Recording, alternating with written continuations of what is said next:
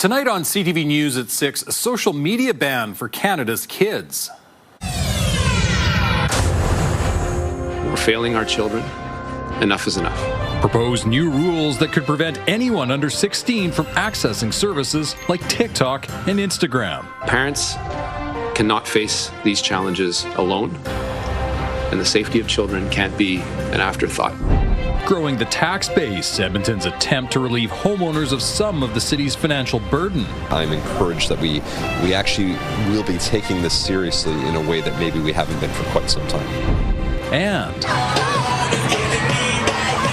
thousands of Edmonton students attend a lesson on baseball. This is hands down the top I think that it gets. A couple more cool and cloudy days with some scattered showers and thunderstorms, but change is on the way for the weekend.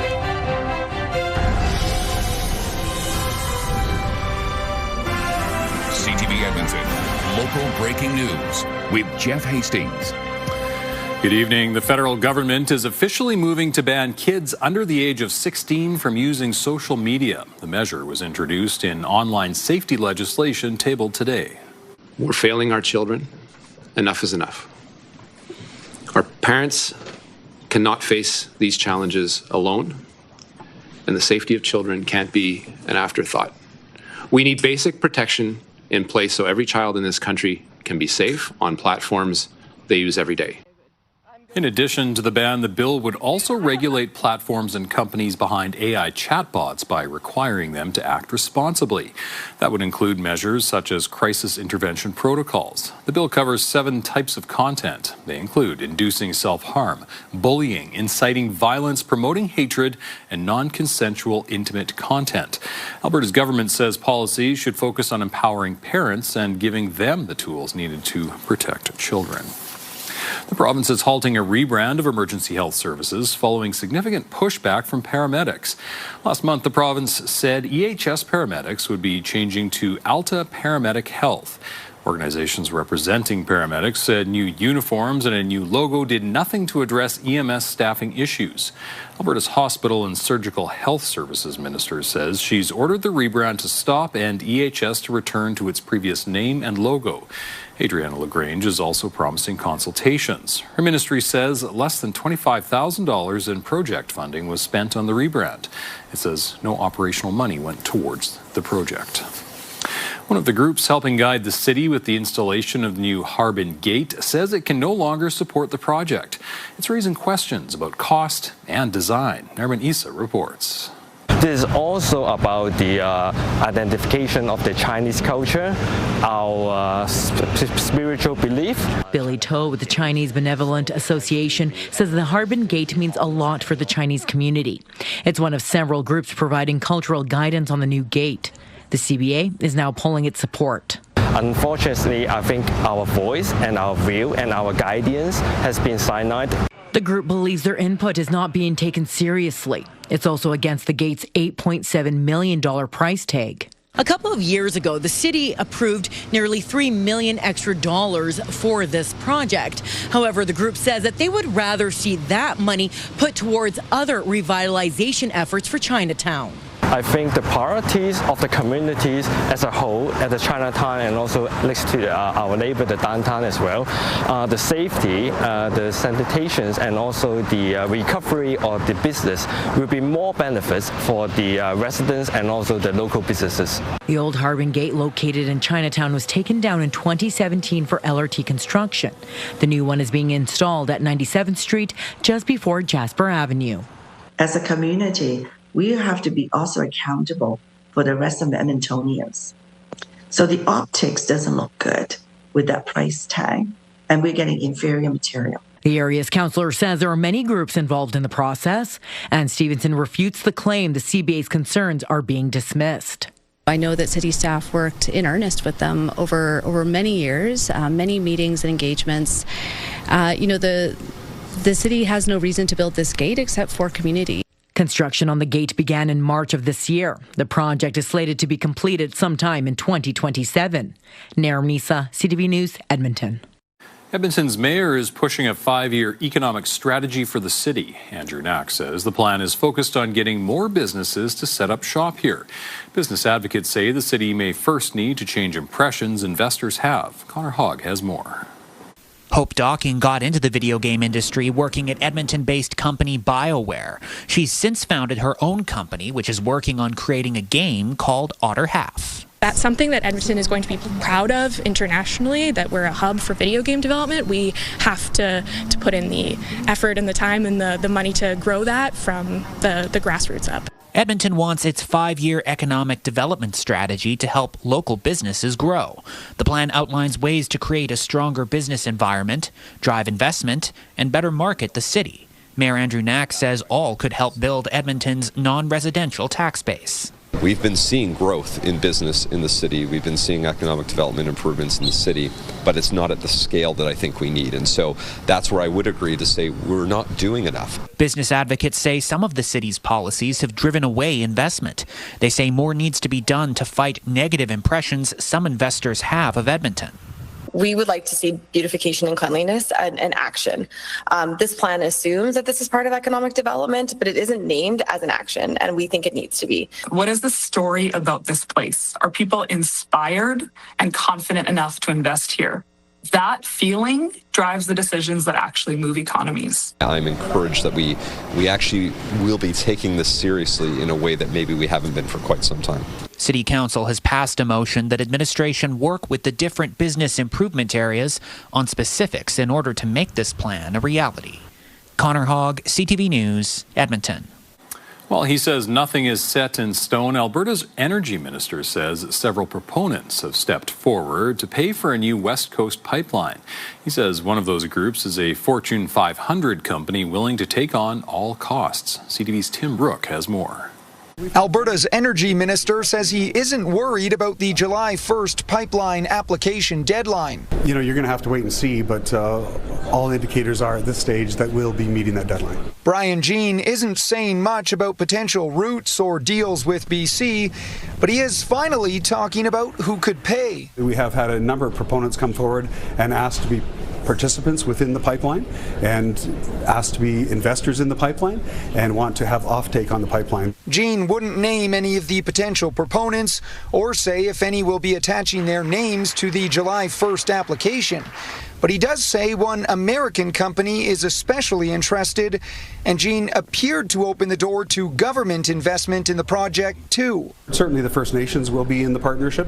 It's possible that the different governments may be. We've had one particular discussion with a proponent, actually a Fortune 500 company, in very general terms about financing the entire project and building the entire project. The minister reiterated Indigenous Canadian co-ownership will still be prioritized. The idea of a wholly foreign-owned pipeline in which there was no Indigenous participation, I think could be quite difficult to sell, if not impossible, given the parameters that have been laid out in the federal government's major projects guidelines. But there are signs local companies aren't jumping at the opportunity right now. Over the past decade, we have continued to add incremental regulatory burdens and costs to the industry. In a speech Tuesday, the leader of one of Canada's biggest oil companies called the pipeline unfinanceable. He's not happy with new emissions reduction policies. Part of what they're advocating now is we can't afford to pay the industrial carbon price on all our production and also afford this $30 to $40 billion project. Can you pick one or the other? Tim Brooke, CTV News, Calgary. Volunteers with Water Not Coal dropped off boxes of signed petitions to the Elections Alberta office in Edmonton this afternoon. The group has been collecting signatures to stop coal exploration and mining on the eastern slopes of the Rockies. Proponents say mining hurts the environment and puts water at risk. Alberta musician Corb Lund has been behind this petition push. He says in his experience, coal companies are not forthcoming about how much they pollute. Don't trust them 1 inch. And I tell anyone who's a fiscal conservative who's concerned about the taxpayer that this is a golden opportunity to save the taxpayer billions, because I stake my reputation on the fact that at the end of this thing, in 10, 20, 30 years, when the coal's gone, the taxpayer will be left with billions of dollars to clean up, just like we always are. Lund says he also expects the provincial government to use the question as stated on the petition, since his team jumped through hoops to get the wording approved. Elections Alberta has 21 days to verify the petition. The two final MLA recall petitions are now void. Alberta's chief electoral officer says the petition to recall NDP MLA Marie Renaud was withdrawn by the applicant. The petition against Progressive Tory Party MLA Peter Guthrie was not submitted with signatures by the deadline. All 28 recall petitions against MLAs have either fizzled out or failed to get the required signatures. The EPS Homicide Unit is now leading an investigation into the death of a 22-year-old man. Police say early this morning, officers responded to a call that someone was in medical distress near 124th Street and 109th Avenue. Officers found the 22-year-old and declared him dead at the scene. Police say an autopsy has not been scheduled. Investigators are asking anyone with dashcam or doorbell video to contact them. And police say the death of a man found in northeast Edmonton this morning is also considered suspicious. Police say officers were responding to a different call near 118th Ave and 47th Street when they found a seriously injured man. He was taken to hospital where he died. Police arrested a second person at the scene and are not looking for other suspects. Police say the person who was arrested and the victim knew each other. Police are putting out a warning about a man charged in more than a dozen fraudulent buy and sell transactions. Last year, Ryan Kenzie was convicted and served a sentence for 9 fraud offenses. Police say he contacted people selling items like watches, phones, and jewelry. He would meet the seller and say he had sent an e-transfer that was actually never sent. Police say since being released, Kenzie is facing new charges for the same kind of scheme. They're asking anyone who may have been defrauded to contact investigators. TSN is reporting the NHL is moving forward with an investigation into former head coach Mike Babcock. The investigation is connected to allegations Babcock invaded players' privacy during his brief time with the Columbus Blue Jackets in 2023. On Monday, TSN reported the Oilers may want to hire Babcock as head coach. The team asked the NHL Players Association if anything needed to be resolved before that could be done. TSN says if Babcock backs out at this stage, there would be no reason for the league to investigate. Babcock resigned from the Blue Jackets after a report he asked players to share personal photos from their phones. Thousands of students skipped class today to head to Remax Field for a school spirit-themed Riverhawks game. As Miriam Valdez-Carletti shows us, even the mascots got in on the action. Remax Field is louder than usual on a Wednesday afternoon, with more than 8,000 kids cheering on the Edmonton Riverhawks. We have volunteers that have hearing problems, and so we wanted them to experience this noise for about 2 hours today. It's really fun. I just like to be loud, and it's outside, so you get to scream. An atmosphere even the players are loving. Summer ball, this is hands down the top I think that it gets. Before I got here, a couple hundred, 500 was the most amount of people I play in front of, but here, this is thousands of people. These students from across the Edmonton area are soaking up every inning of the school spirit-themed game. We really hope the team wins, and it's a lot of fun to come here. I want them to really win. It's my first ever baseball game. The Riverhawks say adding a theme to each game helps create a fun experience for everyone, including the mascots. We really want to be different each and every game, and that's what really I think is a big part of our personality, and we want people coming down here not knowing what they might expect. While the Riverhawks fell 7-3 to the Victoria Harbour Cats, it didn't dampen the spirits of these young fans. They may not even know how to spell baseball, but they know they had a great experience here, and our players will really remember this, so we're pretty happy. Miriam Valdez-Carletti, CTV News, Edmonton. The Edmonton Oilers are looking to add some new faces to their orange and blue ice crew. Applications for the ice crew are being accepted online until next Wednesday. Selected candidates will be invited to audition for the team later this month at Rogers Place. Auditions include a mix of improv, skating, and other interactive tests. Organizers say the ice crew plays a key role in the game day experience. Doesn't feel like a job for them. They come to the rink and they get to cheer on the Oilers and but they get to have fun with it, and they're creating a fun atmosphere for our fans. So they just have so much fun with it. The team has 36 spots available, with returning ICE crew members also auditioning. There's a new way to explore attractions around the city through the Discover Edmonton Pass and the Edmonton Explorer Trolley service. Evan Kenny just took a ride on the trolley and joins us now. Evan, tell us about some of those stops. Jeff, there's about 20 different spots where people can get on and off this 1920s style trolley. Now, admission to some of those spots is included with the Discover Edmonton Pass, like Fort Edmonton Park and the TELUS World of Science. Other stops include some of Edmonton's famous landmarks, like the Hotel McDonald and the Legislature grounds. The trolley service will open to the public Monday and will run until Thanksgiving. 3 trolleys will run each day of the week on 2 different routes. One goes through central Edmonton, the other goes to the west end. Explore Edmonton says it's a great way for both locals and tourists to see more of the city.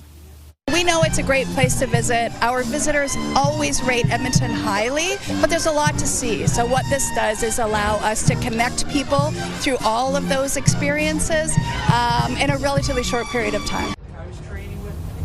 Each trolley can carry more than 30 people, and all are wheelchair accessible. Tickets to ride start at $30. Meanwhile, tickets for the Discover Edmonton Pass start at $39. Jeff. All right, Evan, thank you. Evan Kenny live for us tonight. Let's bring Josh now for a look at weather. Josh, probably a good thing that those trolleys aren't convertibles today.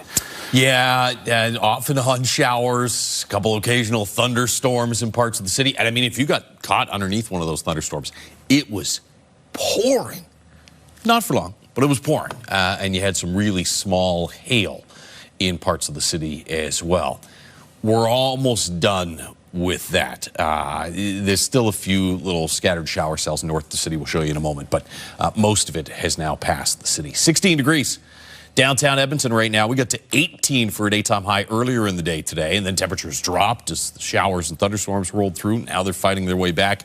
That high of 18, 3 degrees cooler than average. And we'll be in the same ballpark, I think, tomorrow, about 17 or 18 again for a daytime high. It was not just here in Edmonton. There was a lot of lightning around central and east central parts of the province through the day today, down into the southeast corner of Alberta. We've had some thunderstorms. A lot of that lightning now around the Edmonton area and off to the east and northeast. You can see it is starting to fizzle out. So you've got a little storm cell that's rolling through parts of East Edmonton and Sherwood Park. And another little shower cell just off to the southeast. Looks like Beaumont's probably seeing some showers. If you look off to the north-northwest, that's the area where we would see any showers that potentially could roll through the Edmonton area. Outside of that region, that stuff to the west of us is going to stay west of Edmonton, and the stuff off to the northeast will miss the city as well. So for the most part, it's drying up here over the next hour or two. There's still maybe 1 or 2 shower cells that go through. You get to about 9, 10 o'clock tonight, though, and we should be dry. And I think we'll be dry and cloudy tomorrow morning. It's midday and especially early in the afternoon that we get our best chance of seeing some more showers tomorrow. Talk about that, take a look at Friday, and a sunnier and warmer weekend in just a few minutes. Thank you, Josh. Still ahead, a helping hand. They're the cutest things ever. The program is actually built around so that children have an opportunity to volunteer. How a volunteer program aimed at kids is taking some of the load off a local animal rescue. Also next. He's a young guy, but he's got some excitement. He's got some pep to him. A different Alberta Animal Rescue is hoping to find the home of a lost lamb.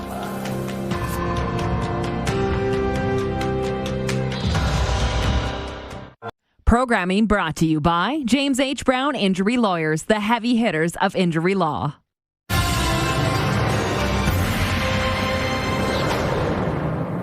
A new program is giving kids a chance to volunteer in the community while helping animals. It's called Karma.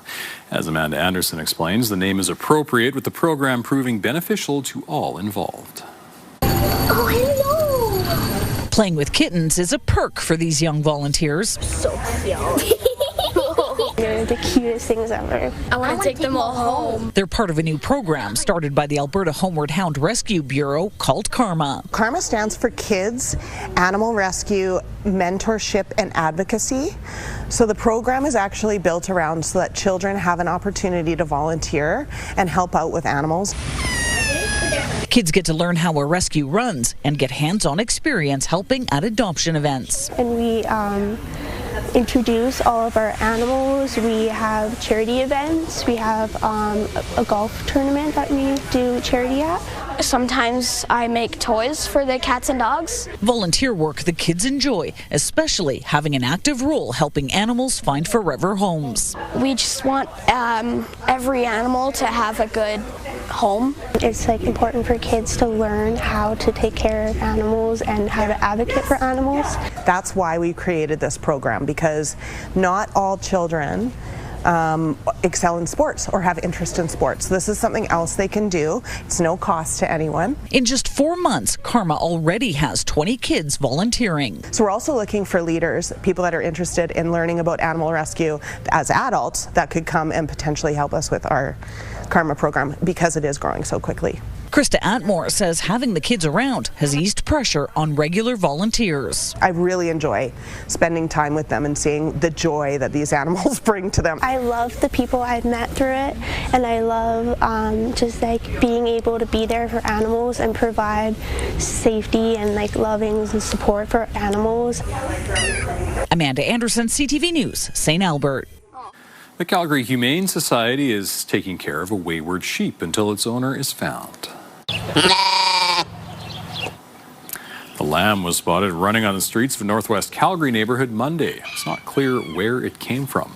A Good Samaritan helped corral it until police showed up and turned the animal over to the Humane Society. The lamb is now enjoying time at a foster home outside the city. The Humane Society says he's generated a lot of attention. There was definitely some giddy excitement around. He's a young guy, but he's got some excitement. He's got some pep to him.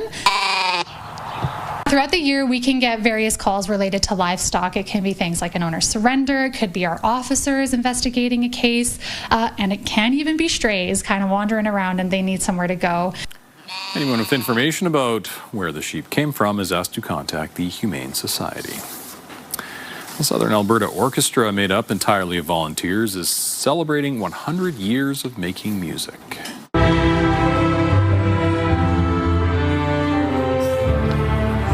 John Edwin Upton began the Hillcrest Orchestra in 1926.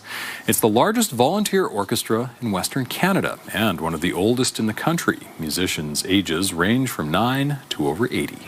Well, yeah, I mean, not too many small communities can say that they have any choir, orchestra, anything like that at all. And so I think it's really special, and it shows just that the people that came here and decided to call this place home, they valued culture. The group will have a smaller centennial celebration at its annual Christmas concert this winter. Still ahead, memorializing in miniature. That's the one thing about the Hart House, I think, is that it was a house of love. An artist recreates the iconic childhood home of an Alberta pro wrestler.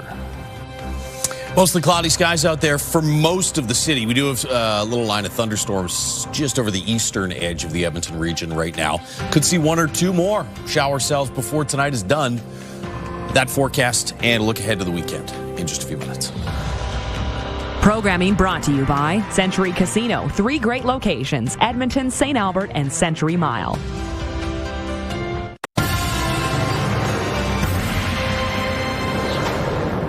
An Alberta artist has created a miniature version of the Hart Mansion, the iconic Southwest Calgary home where Bret Hart and his 11 siblings grew up. As CTV's Tyler Barrow explains, the little sculpture has brought back a lot of memories.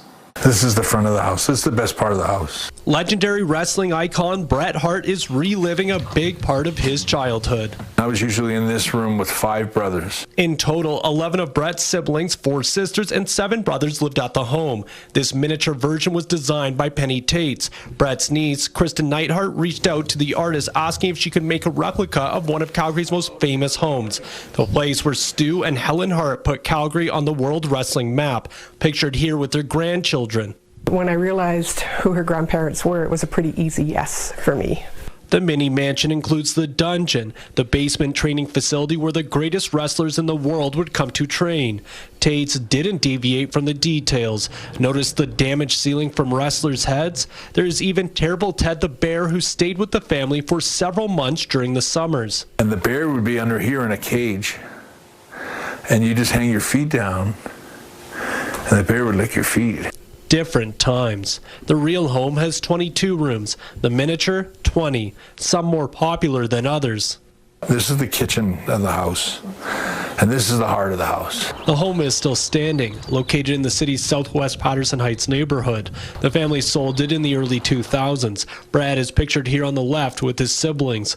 The 1:24 scale model reminds him how much fun he had growing up there. It was a house of love, like mostly for so many people that were there. Tate spent over 750 hours building the mansion, which was a labor of love for the lifelong Bret Hart fan. Where you're replicating one of the most iconic houses in the city, it was just such an honor and a privilege. And meeting one of the all-time greatest wrestlers is something the artist behind the project will never forget. Getting to meet him was like a dream come true. It was always a bucket list for me.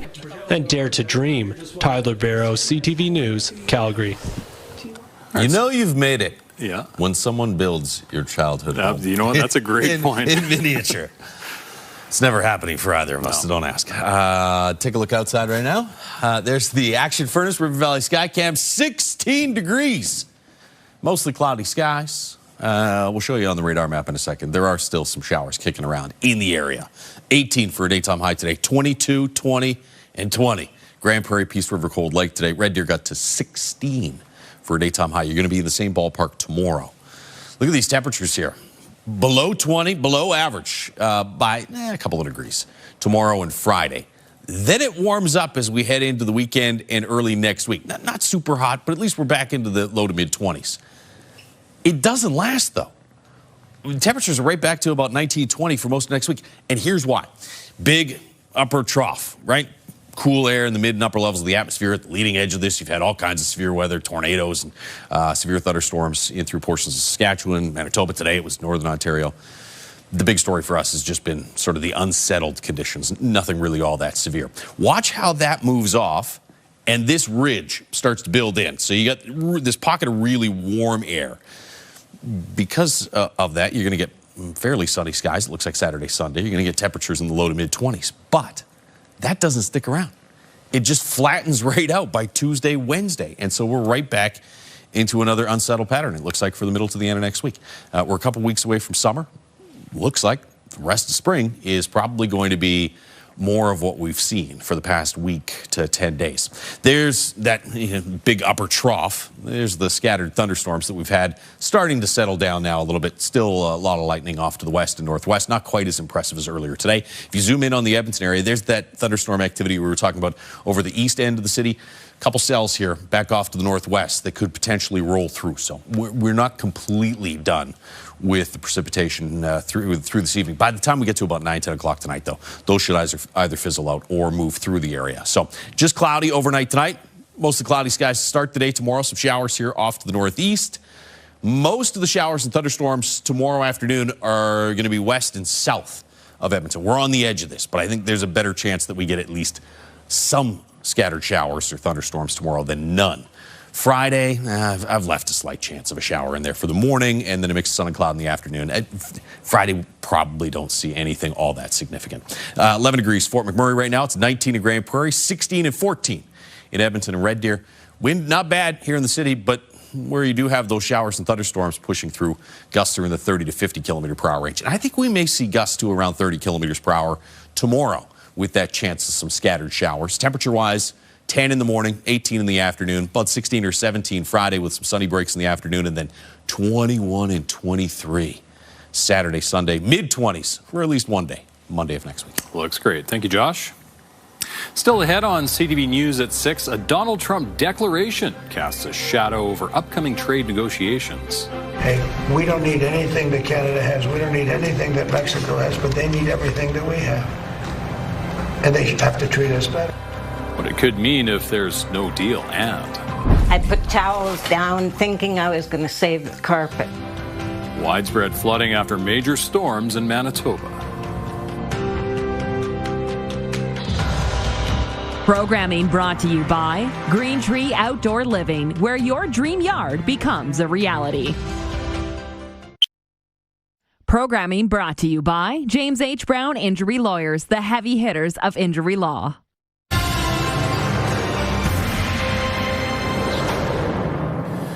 U.S. President Donald Trump signaled today he's not looking to renew a trade deal with Canada. Trump says the U.S. doesn't need anything that Canada has. CTV's Abigail Beeman reports. Well, I'm not looking to renew it. Donald Trump says he's not interested in renewing the North American Free Trade Pact as Canada pushes for a full 16-year extension. I don't know that I'm going to renew it because, to be honest with you, the United States does much better. Hey, we don't need anything that Canada has. We don't need anything that Mexico has, but they need everything that we have. And they have to treat us better. The comments come on the heels of Canada-U.S. Trade Minister Dominic LeBlanc's trip to Washington to meet with his counterpart, Jameson Greer. I'm eternally optimistic, Abigail. And Ontario Premier Doug Ford's attempt at a charm offensive in D.C., meeting 20-plus business leaders and lawmakers. They rolled out the red carpet for us. They treat us so well. The July 1st deadline for a CUSMA review now just weeks away, but trade experts and Canadian government officials alike trying to calm concerned stakeholder nerves that passing that deadline with no deal doesn't mean CUSMA falls apart, and Americans haven't signaled an intent to tear it up. But uncertainty is a real problem. We've seen it so many times now. We know this is just how this guy talks in public. We know this is just the way he thinks he negotiates. Creates the specter that he's going to walk away from CUSMA. No official comment from LeBlanc's office nor the Prime Minister's office, but Mark Carney has said several times he won't comment every time Trump speaks. Abigail Beeman, CTV News, Ottawa. Manitoba is drying out after a night of intense stormy weather. CTV's Alex Karpa has more. And as you can see, we could not grab everything. Sylvia Senchuk's basement in Stonewall, Manitoba is completely flooded. I put towels down thinking I was going to save the carpet. Now most of her belongings destroyed.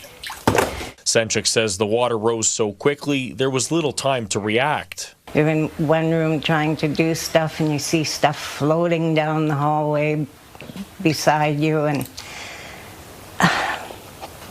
it was just terrible. These actually seem pretty dry. Hey! Just down the road, Adam Selinsky is doing everything he can to save his family's belongings. He's pumping water from his basement after the storm knocked out both his furnace and air conditioner. Now he's hoping insurance will help his family find temporary housing. We got two twins upstairs too, so we got to, as well as these kids, we got to find a place that we can be and function. The Stonewall area received around a whopping 250 millimeters of rain, completely flooding not just people's basements, but fields and roads like the one you see behind me. And it's not the only area here in southern Manitoba that is dealing with devastating floods. In nearby Stony Mountain, chest-deep water is all that remains inside Cassandra Flett's basement. I've lived here all my life. For the most part of my life, I've never seen it like this. Communities across western Manitoba are also grappling with severe flooding, prompting several municipalities to declare local states of emergency. A powerful storm swept across much of southern Manitoba Tuesday, bringing torrential rain, hail, and damaging winds. For me, one of the wildest days of weather I've seen in a long time. For Senchuk, the devastation is overwhelming. Everything's gone down there. Saying recovery from the damage left behind will not be easy. Alex Karpa, CTV News, Stonewall, Manitoba. 2 children are dead and 3 others hurt after an off-road vehicle rolled in northern British Columbia near the Alberta border. 8-year-old Jordan Poulin died at the scene. 7-year-old Jaden Barrett was airlifted to hospital in Edmonton but did not survive her injuries.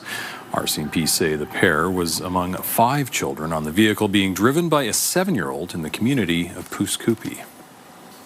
A wave of anti-immigrant violence is hitting Belfast, Northern Ireland, after a Sudanese man was charged with attempted murder for a public stabbing.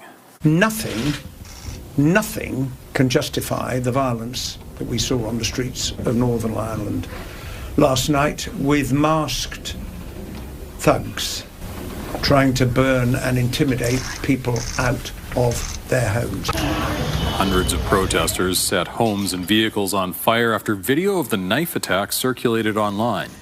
A police official called the violent protests an act of self-harm against Northern Ireland's communities. The police service added 200 extra officers to the streets today. New York is buzzing again tonight as the city's beloved Knicks host the San Antonio Spurs in Game 4 of the NBA Final. Fires away, shot's no good, and the Spurs win. What a response from San Antonio. They do it New again. York will try to bounce back after losing Game 3, where San Antonio cut the series lead to 2-1. The atmosphere in New York was overshadowed by the divisive presence and security inconvenience brought with President Trump, and also some violent scenes after the game. Images of Spurs fans being assaulted circulating online.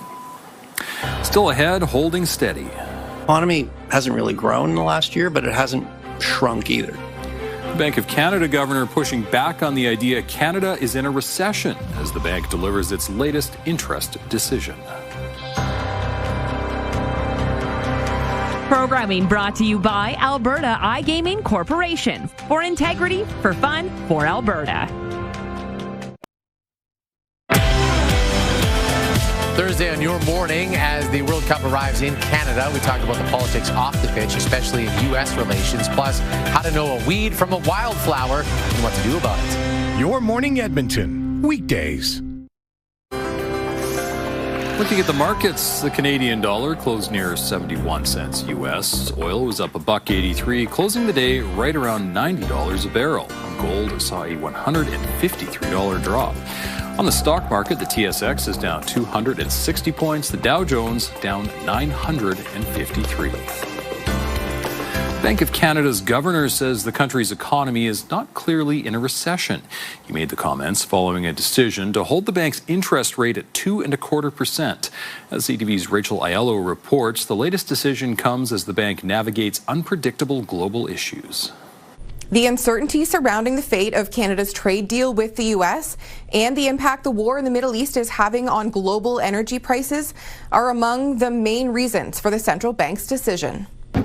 Today, Governor Tiff Macklem announced the Bank of Canada is holding the policy interest rate at 2.25%. Beyond global factors, Macklem cited a soft domestic economy as a contributing factor. But when asked whether he thinks Canada is in a recession, Macklem said that isn't the word he'd use. Based on the data we've seen to date, the economy is weak, but it is not clearly in recession. There's been a lot of volatility, month to month, quarter to quarter. But when you look through the bumps, I mean, the economy hasn't really grown in the last year, but it hasn't shrunk either. The central banker said economists typically define a recession as a significant contraction in economic activity that lasts more than one quarter. And in his estimation, that's not what Canada is experiencing so far. Despite what Macklem said today, Conservative leader Pierre Poilievre continued to criticize the government for what he's calling a, quote, liberal recession. Rachel Aiello, CTV News, Ottawa.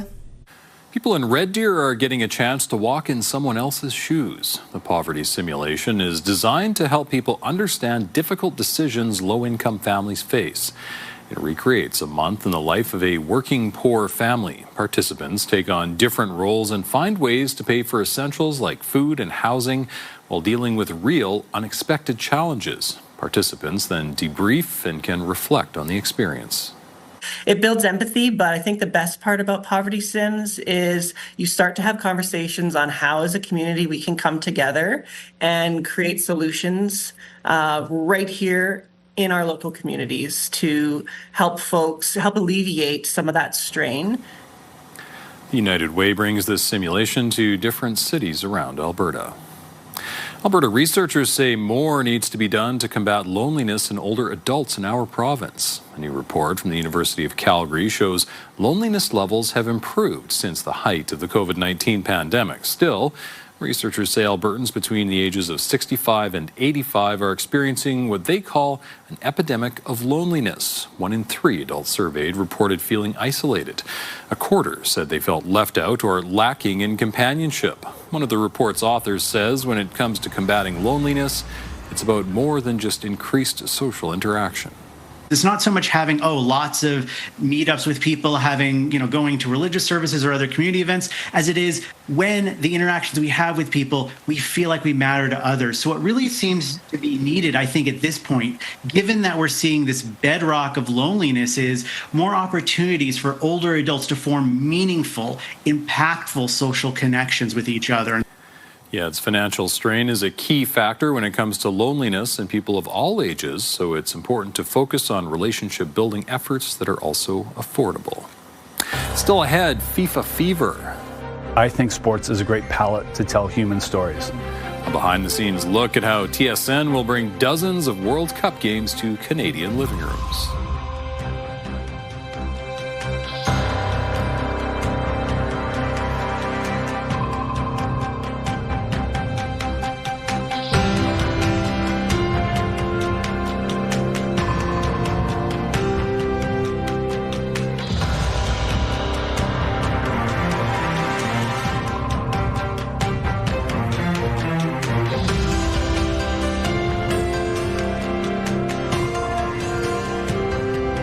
We've got another great night of entertainment coming up right here on CTV.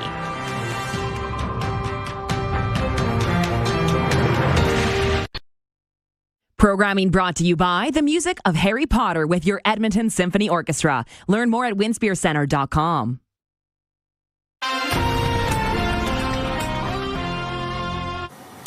FIFA fever is about to take over Canada, and TSN will be following it every step of the way. CTV's Andrea Case got a look behind the scenes at the nuts and bolts of the non-stop coverage. The hard work never stops. Team Canada's men's national soccer team's road to the 2026 FIFA World Cup has been years in the making. The same could be said for the team at TSN, led by executive producer Ken Bolden. The Saskatoon native has been at TSN for 3 decades. Was always passionate about sports, grew up playing every sport, but realized fairly soon that this was not going to be, like most people, it was not going to be my calling, but loved it. But also I think sports is a great palette to tell human stories. From Toronto to Vancouver, from a real set to a virtual set, technology plays a huge part in TSN's coverage of FIFA World Cup. 13 games will be held in Vancouver, another 13 will be held in Toronto, 13 in Mexico, and 78 in the U.S. At 39 days, this tournament will be bigger and longer than ever before. 104 games, to put in context, the Qatar World Cup was 64 games total, and at 64 games we're going to still be in the group stage, so it is a massive undertaking. For most of the group stage we have 4 games a day, some starting as early as 12 noon, some starting as late as 12 midnight Eastern. No pressure? Yeah, there's pressure. It's awesome. No, I think we're all nervous, and I think that's a good thing. Makes us sharp and something that is different. This is different, and so I think we embrace that. Tune in to TSN, Crave, and CTV for all the excitement. Andrea Case, CTV News. Go Canada. Little shower cell just off to the northwest of Edmonton. You can see it is tracking southeast towards the city. So parts of the city here within the next 45 minutes to an hour, we're going to see that rip through. Doesn't look like there's any lightning associated with it right now, but there's some heavier rain for at least a small area that gets hit by that. We'll see some more scattered showers. It looks like midday or early afternoon tomorrow. Otherwise, just mostly cloudy. Again, about 18 for a daytime high. We're into the 20s, though, for Saturday, Sunday, Monday, and a little bit extra sunshine Saturday, Sunday. So if you've been disappointed with the gloominess the last few days, it's going to change just in time for Saturday. And then it's going to be so green everywhere. Yeah. Absolutely. All right. Thanks, Josh, and thank you very much for sharing your time with us. For news anytime, check out our website, ctvnewsedmonton.ca.